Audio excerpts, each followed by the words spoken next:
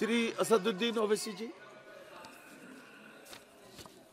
मोहतरम चेयरमैन साहब, आपका बेहद शुक्रिया। मैं इस मोशन की मुखालिफत में खड़ा हुआ हूँ। सर, मैं शुरुआत में हबीब जालिब का एक शेर पढ़ना चाहता हूँ। आप उर्दू जानते हैं और लॉ मिनिस्टर भी उर्दू जानते हैं।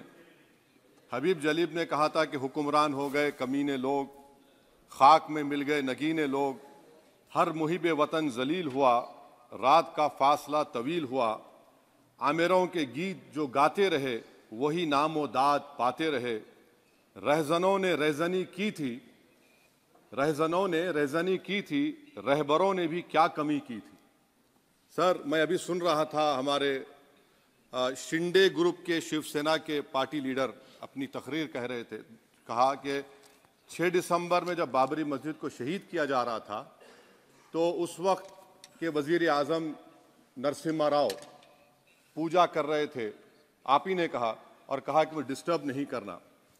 तो ये बड़ा अजीब मौका है कि बीजेपी की ताईदी पार्टी ये कह रही है कि नरसिम्हा राव ने कहा कि मुझे डिस्टर्ब मत करो, मैं पूजा कर रहा हूं, और जिसने रथ यात्रा निकाला, इन दोनों को मोदी सरकार ने इस मुल्क का सबसे बड़ा सिविलियन अवार्ड दे दिया, सबसे बड़ा सिविलियन अवार्ड दे दिया।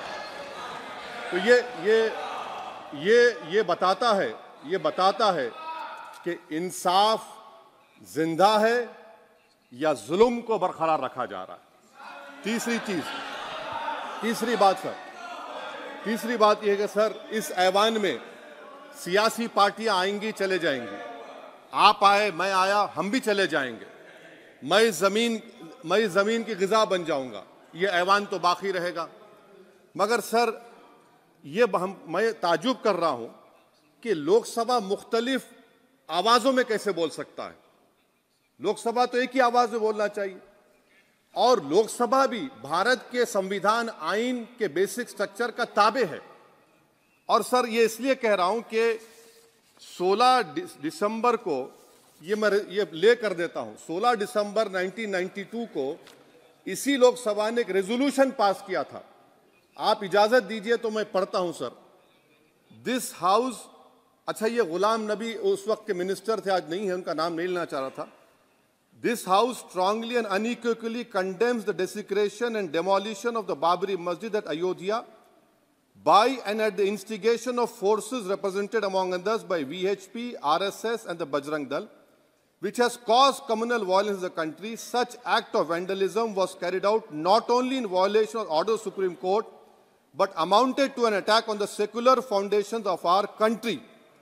This House expresses anguish at the happenings and wishes to reiterate its resolve that it will ceaselessly endeavor to uphold the secular and democratic traditions of our country and for the maintenance of rule of law. और एक paragraph मैं नहीं पढ़ूंगा। मैं ताजुब कर रहा हूं कि जब इस ऐवान ने एक रेजोल्यूशन पास किया तो हुकूमत आएगी जाएगी, और हुकूमत ये मोदी हुकूमत जश्न मना रही है जो 6 दिसंबर को हुआ। तो ये एक बात है सर। चौथी बात यह है कि सर, नहीं, 6 दिसंबर के ऊपर कोई जश्न नहीं है। राम मंदिर के निर्माण की जो प्रतिष्ठा हुई है उसको संबोधन कर रहा है, और वो सर्वोच्च न्यायालय के द्वारा तथ्यों के आधार पर दिए गए निर्णय के कारण से हुआ है। सर्वोच्च न्यायालय का निर्णय है, तथ्यों के आधार पर निर्णय है। वो विषय आपने बोल दिया, ठीक है, ओके। परंतु जो मंदिर का निर्माण है वो नियमानुसार सर्वोच्च न्यायालय के निर्णय से तथ्यों को देख करके।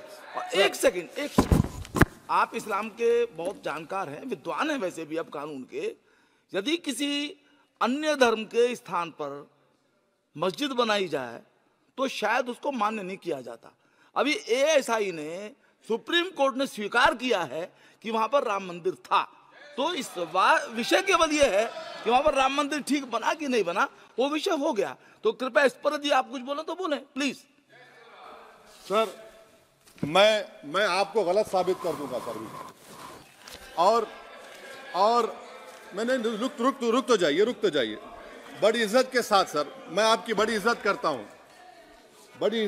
हूं सर। आपको मैं कोट कर रहा हूं सुप्रीम कोर्ट का जजमेंट, पैराग्राफ 1222 रोमन 17, उसमें लिखा गया है the destruction of the mosque took place in breach of the order status को and the assurance given to this court, the destruction of the mosque and obliteration of Islamic structure was an egregious violation of the rule of law. Egregious का मतलब जो छोटी मोटी अंग्रेजी में आती है वो क्रिमिनल एक्ट कहा।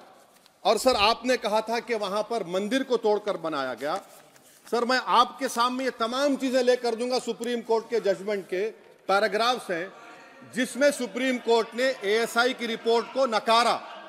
उन्होंने कहा कि मंदिर को तोड़कर मस्जिद नहीं बनाई गई थी।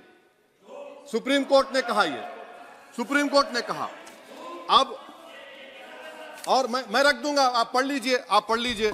अच्छा सर मैं अपनी तकरीर पर आ जाता हूं, मैं अपनी तकरीर पर आ जाता हूं सर। तो मैं अपनी बात कर देता हूं सर।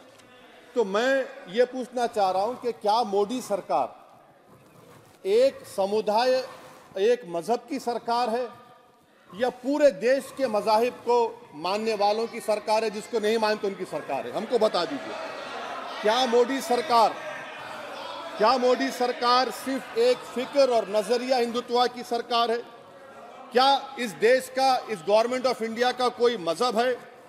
इस वतन अजीज सबके मजहब को मानता है। सर मेरा मानना है कि इस देश का कोई मजहब नहीं है। क्या ये सरकार 22 जनवरी का पैगाम देकर ये बताना चाहती है कि एक मजहब को दूसरे मजहब के मानने वालों पर गलबा और कामयाबी मिली?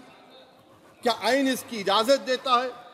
क्या ये पैगाम आप जब ऐवान से दे रहे हैं तो 17 करोड़ मुसलमानों को आप क्या पैगाम दे रहे हैं, ये मैं आप पर छोड़ता हूं। सर 49 में धोखा हुआ, 86 में धोखा हुआ, 92 में धोखा हुआ, 2019 और 22 में भी इस ऐवान के जरिए हमको धोखा दिया जा रहा है। और अफसोस के साथ कहना पड़ता है सर कि मुस्लिम अक़लियत को हमेशा ये कहा गया कि तुमको भारत के शहरी बरकरार रहने के लिए एक बहुत बड़ी कीमत तुमको चुकानी पड़ेगी, और हम पर इल्जाम लगा दिया गया। सर क्या मैं बाबर का स्पोक्स पर्सन हूं? क्या मैं जिना का स्पोक्स पर्सन हूं? क्या मैं औरंगजेब का स्पोक्स पर्सन हूं? बताइए सर, आखिर मैं कहां तक आप मुझे लेकर जाएंगे? दूसरी बात यह है सर, दूसरी बात यह है कि फिर 6 दिसंबर के बाद देश में फसाद हुआ, नौजवानों को टाडा में डाला गया जो बूढ़े होकर निकले। यकीनन आपकी सरकार नहीं थी, आपकी सरकार नहीं थी। अच्छा बल्कि मैं तो मर्यादा पुरुषोत्तम राम की इज्जत करता हूं, मगर मैं नाथूराम गोडसे से नफरत करता हूं। मेरी नस्लें नफरत करती रहेंगी क्योंकि नाथूराम गोडसे ने उस शख्स को गोली मारी जिसके जबान से आखिरी लफ्ज निकले हे राम। सर छठी बात यह है कि 87 में मलियाना हाशिमपुरा हुआ, 83 में नेल्ली हुआ, 44 में जम्मू में नस्ल कशी हुई, 2022 में हल्दीवानी में कत्ल हुआ। इतने धोखे सबसे बड़े किसको दिए गए? असदुद्दीन ओवैसी को दिए गए। मगर फिर भी मुझसे ही कहा जाता है कि वफादारी को तुम साबित करो अपनी ओवैसी। सर आज भारत के 17 करोड़ मुसलमान अपने आप को अजनबी और एलिनेट महसूस कर रहे हैं। मैं बहुत बड़ी नाइंसाफी होती है, सर ये कोई तारीखी नाइंसाफी को इंसाफ नहीं किया जा रहा है। स्पीकर बल्कि सर, अंग्रेजी में स्पीकर सर केवल एक प्रश्न का जवाब ओवैसी साहब दे दें कि बाबर को वो आक्रमणकारी मानते हैं या नहीं मानते हैं? पुष्पमित्रा संघा को आप क्या मानते हैं? बताओ, पुष्पमित्रा संघा को आप क्या मानते हैं? जम्मू के वो, कश्मीर के वो राजा को क्या मानते हैं जिसके पास एक फौज थी मंदिरों को तोड़ने के लिए? आप क्या मानते हैं? यही तो मैं कह रहा हूं कि निशिकांत दुबे 47 में आजादी मिली, असदुद्दीन ओवैसी से बाबर की बात पूछ रहे हैं। तुम गांधी की बात पूछते, तुम बोस की बात पूछते, तुम जलियांवाला बाग की बात पूछते, तुम काला पानी में जो मुसलमान शहीद हो गए उनकी बात पूछते, मगर बाबर की बात पूछी जाती है। तो सर मैं आपको बता रहा था, खामखा डिस्टर्ब किए सर मुझे, मेरा वक्त ले लिए निशिकांत दुबे। सर मैं आपसे कह रहा था, मोदी हुकूमत ये पैगाम दे रही है भारत के मुसलमानों को कि जान बचाना है या इंसाफ चाहते हो। मैं कह रहा हूं मैं भीख नहीं मांगूंगा, मैं इस नंगी तासुब को कबूल नहीं करूंगा। मैं दूसरे दर्जे के शहरी के मौक़िफ़ को कबूल नहीं करूंगा। मैं अपनी शनाख्त को नहीं मिटने दूंगा। अब मैं झूठी और दिल फरेब बातों पर हरगिज भरोसा नहीं करूंगा।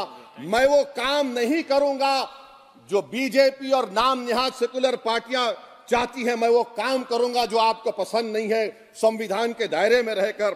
सर, कंक्लूजन में मैं आपको बताना चाहता हूं कि आज इस देश को किसकी जरूरत है। इस देश को अयोध्या में, तारीख शायद नहीं पढ़ते होंगे, मौलाना अमीर अली कौन थे, पुजारी बाबा रामचरण दास कौन थे, अयोध्या के पुजारी थे।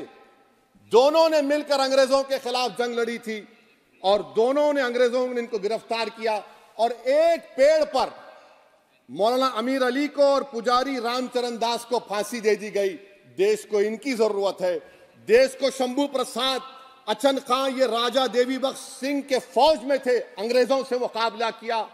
मुसलमान की लाश को जला दिया गया और शंभू प्रसाद को दफना दिया गया। इस देश को यह जरूरत है। देश को बाबा मोदी की जरूरत नहीं है। आज भारत को अयोध्या के मौलाना अमीर अली और रामचरण दास, अचन खान, शंभू खान की जरूरत है। सर, मैं अभी सुन रहा था ये नाम निहाद सेकुलर पार्टियों के बयानात को।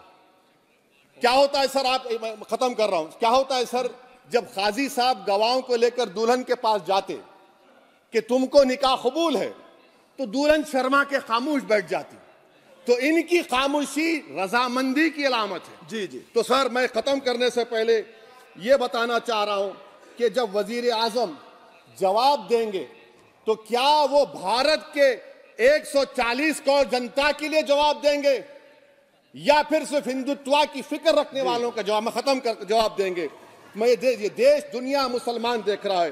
सर, मैं आपको ये भी बताना चाह रहा हूं, आखिर में कंक्लूड कर रहा हूं सर, 1 मिनट चाहिए, 1 मिनट चाहिए सर।